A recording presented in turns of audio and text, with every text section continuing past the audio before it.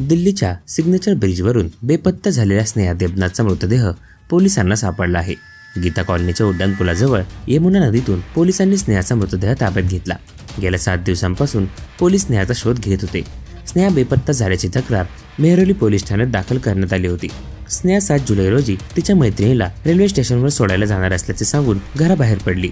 तेव्हापासून ती बेपत्ता होती आणि आज तिचा मृतदेह सापडला आहे। स्नेहा देबनाथचे कुटुंब मूळचे त्रिपुराचे आहे। तर बघूयात नक्की काय घडलं। स्नेहा देबनाथचे कुटुंब मूळचे त्रिपुराचे आहे।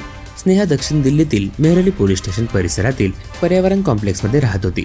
7 जुलै रोजी ती तिच्या आईला सांगून घरातून निघाली की ती तिची मैत्रीण पतुनियाला स्टेशनवर सोडवायला जात आहे। कॅब ड्रायव्हरने स्नेहाला दिल्लीच्या सिग्नेचर ब्रिजवर सोडलं। त्यानंतर ती तिथून बेपत्ता झाली। कुटुंबाने तिला शोधण्याचा खूप प्रयत्न केला, पण ती कुठेही सापडली नाही।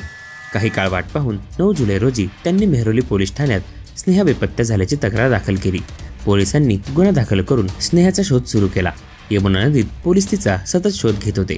बेपत्ता होण्यापूर्वी तिने घरात एक सुसाईड नोटही सोडली होती, ज्यामध्ये तिने आत्महत्या करण्याबद्दल लिहिले होते।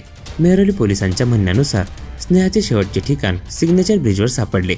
रविवारी गीता कॉलनी उड्डाणपुलाजवळील यमुना नदीतून पोलिसांना एका मुलीचा मृतदेह संशयास्पद अवस्थेत आढळला। मृतदेहाची ओळख स्नेहा अशी झाली, जी 7 दिवसांपासून बेपत्ता होती। मृतदेह सापडल्यापासून कुटुंबाला धक्काच बसला आहे। पोलिसांनी मृतदेह ताब्यात घेतला असून प्रकरणाचा तपास सुरू आहे।